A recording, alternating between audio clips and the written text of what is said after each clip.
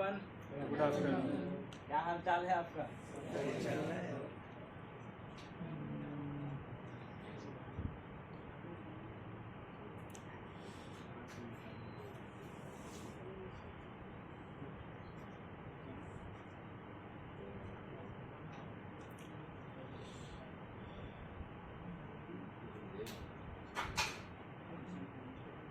आज हम लोग डिस्कशन करने जा रहे हैं कम्युनिकेशन के दो कंप्यूटर के बीच में कम्युनिकेशन कैसे करवाना है, इसके संबंध में आज हम चर्चा करेंगे। ठीक है, तो मान के चलिए देखते हैं कि आपके पास दो कंप्यूटर हैं। एक कंप्यूटर का नाम है PC1 और दूसरे कंप्यूटर का नाम है PC2।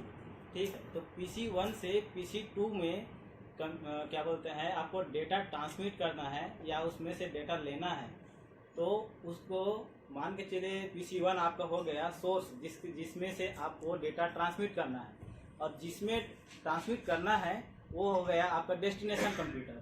ठीक है, तो सोर्स और डेस्टिनेशन के बीच में जो चैनल होता है उसको बोलते हैं ट्रांसमिशन मीडिया।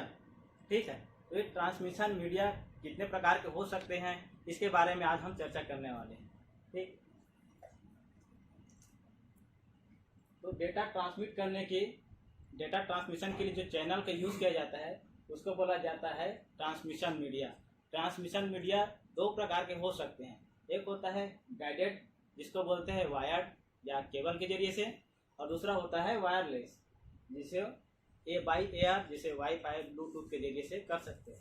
ठीक है, ये जो गाइडेड वायर है ये तीन प्रकार के हो सकते हैं। इसमें जो केबल का यूज़ किया जाता है, जैसे केबल के बनावट के हिसाब से, उसके कॉस्ट के हिसाब से, या फिर उसके कहा जाए जो डेटा ट्रांसमिशन की रेट है उस हिसाब से, तो इसको तीन प्रकार की कैटेगरी में यूज़ किया जाता है। पहला होता है ट्विस्टेड पेयर केबल, दूसरा होता है कोएक्सियल केबल, और तीसरा होता है फाइबर ऑप्टिक्स केबल। ठीक है, और ये जो अनगाइडेड डेटा ट्रांसमिशन टाइप है वो होता है बाय एयर के जरिए से, जैसे ब्लूटूथ, वाईफाई, या फिर होता है रेडियो वेव्स, या फिर होता है इंफ्रारेड। है, तो देखते हैं इसमें ये गाइडेड क्या होता है और अनगाइडेड क्या होता है, इसका कॉन्सेप्ट देख लेते हैं हम लोग। किसको गाइडेड क्यों बोला जाता है। मान के चलिए आपके पास एक कंप्यूटर है PC1 और एक कंप्यूटर है PC2। इसके बीच में आपके घर में जो कंप्यूटर है ये अलग अलग रूम में भी हो सकता है, कोई टेबल कुर्सी या कोई भी यहाँ पर विरोध हो सकता है। तो यहाँ पर डेटा ट्रांसमिट करने के लिए हमने केबल के यूज़ किया हो, तो केबल बाय दीवार के माध्यम से ऐसे होते हुए PC2 से कनेक्टेड हुआ है। तो हमने इसको पहले से बता दिया गया है कि डेटा का ट्रांसमिशन जो है ये वायर के जरिए से होगा, है ना। तो इस प्रकार से मीडिया को हमने बता दिया है, गाइड कर दिया है कि डेटा ट्रांसमिशन वायर के जरिए होगा। इसको बोलते हैं गाइडेड ट्रांसमिशन टाइप, जो है वो गाइडेड हो गया। ठीक है, तो हम देखते हैं ये जो वायर का इस्तेमाल किया जाता है, इसमें जो ट्विस्टेड पेयर केबल है उसके बारे में आज हम चर्चा करने जा रहे हैं। ये कितने प्रकार के होते हैं और इसी का यूज़ हम लोग घरों में, ऑफिस में या स्कूल में करने के लिए इसी का यूज़ करते हैं। वो क्यों करते हैं ये हम देखते हैं। Twisted pair cable, twisted pair cable कुछ इस तरह से दिखता है जैसे चित्र में दिखाया गया है। इसकी बनावट को हम देखते हैं कि देखिए, ट्विस्टेड पेयर केबल कहने का मतलब है इसमें जो अंदर में जो केबल्स रहते हैं वो ट्विस्ट रहता है, आपस में इस तरह से जुड़े रहते हैं। तो इस तरह से जुड़े रहने की वजह से ही इसको ट्विस्टेड पेयर केबल कहा जाता है, जिसमें डेटा जो है प्लस और माइनस के रूप में ट्रांसमिट होता है। ये बेसिकली डिजिटल सिग्नल भी हो सकते हैं जो साइनोसॉइडल वेव फॉर्म में होते हैं। ये दो प्रकार के होते हैं, एक होता है UTP और दूसरा होता है STP। UTP को बोलते हैं अनशील्डेड ट्विस्टेड पेयर केबल, और जो STP होता है उसको बोलते हैं शील्डेड ट्विस्टेड पेयर केबल। तो ये अनशील्डेड और शील्डेड के बीच में मेन अंतर क्या है, ये जो शील्ड दिख रहा है उसी का मेन अंतर रहता है। यहाँ पर देखिए, जो ट्विस्टेड पेयर केबल है इसमें किसी भी प्रकार का शील्ड नहीं लगा है, और जो शील्डेड पेयर केबल होता है, इसमें दोनों पेयरों के बीच में एक शील्ड लगा रहता है, जिसके कारण से इसको शील्डेड ट्विस्टेड पेयर केबल कहा जाता है।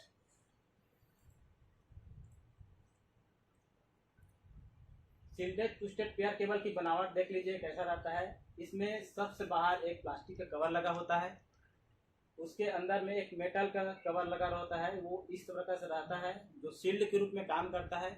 शील्ड इसमें लगाने का मेन पर्पस है, इसमें जो रेडियो इंटरफेरेंस होता है, जो सिग्नल में लॉस के रूप में चला जाता है, उसको बचाने के लिए ही इसमें शील्ड लगाया गया है, जिसके कारण से ये थोड़ा अनशील्डेड ट्विस्टेड पेयर केबल है, उससे थोड़ा महंगा हो जाता है।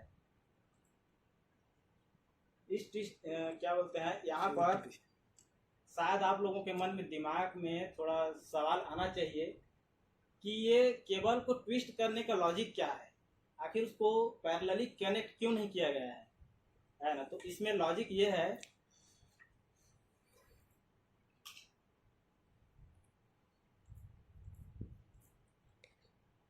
देखिए, यदि उसको ट्विस्ट ना किया जाए और डायरेक्ट उसको पैरेलली कनेक्ट किया जाए दो केबलों को जिसमें ट्रांसमिशन को डेटा ट्रांसमिट कर रहे हैं, तो उसमें जो एक्सटर्नल नॉइज सोर्स है, ये नॉइज सोर्स कुछ भी हो सकता है, जैसे कि कोई हाई वोल्टेज सोर्स जिसके आसपास से हम लोग सिग्नल को ट्रांसमिट कर रहे हैं, डेटा ट्रांसमिट कर रहे हैं, या करंट सोर्स हो सकता है, या जो क्या बोलते हैं आपके घरों में रेफ्रिजरेटर रहता है, एसी से भी ये हो जाता है, जहाँ पर हैवी मशीन चलता है वहाँ से सिग्नल में डिस्टॉर्शन आ जाती है।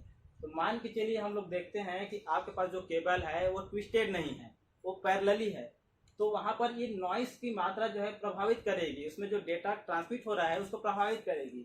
मान के लिए नॉइस जो है एक केबल को जो इसके नॉइस सोर्स के नज़दीक में है, ये 16 यूनिट प्रभावित कर रहा है, और उससे थोड़ा दूर है उसको ये प्रभावित कर रहा है 12 यूनिट। ठीक है, तो ये प्लस और माइनस के रूप में डेटा ट्रांसमिट हो रहा है।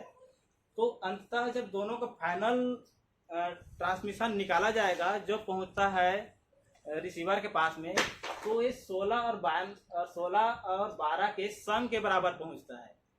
क्योंकि ये दोनों अपोजिट पोलैरिटी के रहते हैं, इसलिए कम से कम इसमें 4 यूनिट का नॉइस जो है होगा ही होगा।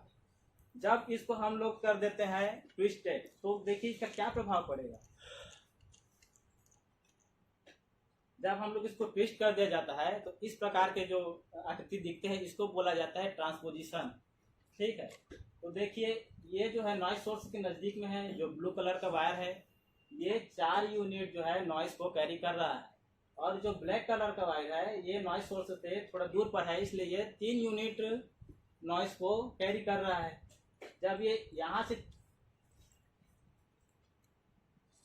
से थोड़ी दूर पर आएगा ट्विस्ट होने के कारण से, तो यहाँ से 4 यूनिट कैरी किया, और यहाँ से दूर आने के कारण 3 यूनिट कैरी किया, तो 4 और 3 7 यूनिट। फिर जैसे ही ऊपर जाएगा फिर 4 यूनिट कैरी करेगा, और नीचे आएगा फिर 3 यूनिट। इस प्रकार से ये जो ब्लू कलर का वायर है वो टोटल 14 यूनिट नॉइस को कैरी कर रहा है। सेम उसी प्रकार का ये ब्लैक कलर का वायर है, वो भी 14 यूनिट क्या बोलते हैं नॉइस को कैरी कर रहा है। लेकिन जब इसका हम लोग सम निकालते हैं तो ये 0 नॉइस को क्या करते हैं कैरी कर रहा है, मतलब एक दूसरे को कैंसिल आउट कर रहे हैं। इसी कारण से ये जो ट्विस्टेड पेयर केबल है, इसमें जो केबल को ट्विस्ट किया जाता है, इसके पीछे का केवल यही एक लॉजिक है। और इसमें जो शील्ड लगाने का लॉजिक है, शील्ड जो है वो बाहरी रेडियो मैग्नेटिक क्या बोलते हैं मैग्नेटिक फील्ड के कारण प्रभावित ना हो, इसको बचाने के लिए केबल में शील्ड लगाया जाता है।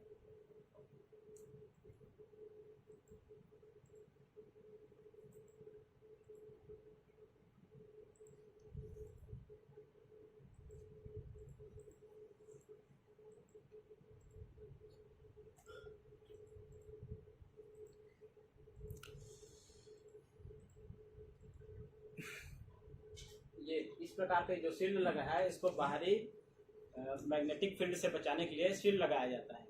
ठीक है, तो हम लोग देखते हैं जब डेटा का ट्रांसमिशन किया जाता है तो इसमें दो कंप्यूटर के बीच में डेटा ट्रांसमिट करने के लिए इस प्रकार के जो केबल यूज करते हैं उसको बोलते हैं point two point data transmission. क्योंकि इसमें डेटा को ट्रांसमिट करने के लिए दोनों कंप्यूटरों के तरफ में एक पिन का या पॉइंटर का होना बहुत जरूरी रहता है, जिसको इस प्रकार के यूटीपी में या एसटीपी में कनेक्ट करने के लिए एक कनेक्टर की जरूरत पड़ता है जिसको बोलते हैं RJ45 कनेक्टर। ये कुछ इस तरीके से दिखता है। ये जो है केबल में कनेक्ट किया जाता है, जिसका एक सिरा रहता है और दूसरे सिरे में रहता है, उसको बोलते हैं RJ45 फीमेल वर्जन, या तो इसको बोलते हैं NIC कार्ड, जो कंप्यूटर के पीछे में लगा रहता है। NIC कार्ड बोलते हैं इसी को। इसमें जो है केबल 8 कलर का जो रहता है, 8 पिन रहता है, उसमें मार्किंग रहता है 1 से 8 तक कनेक्शन कैसे किया जाता है। इसके लिए एक स्टैंडर्ड संस्था है जिसको बोला जाता है TIA, टेलीकम्युनिकेशन इंडस्ट्री ऑर्गेनाइजेशन। ये संस्था निर्धारित करती है कि इसमें कौन से कलर के केबल को किस पॉइंट पर कनेक्ट किया जाना है। ठीक है।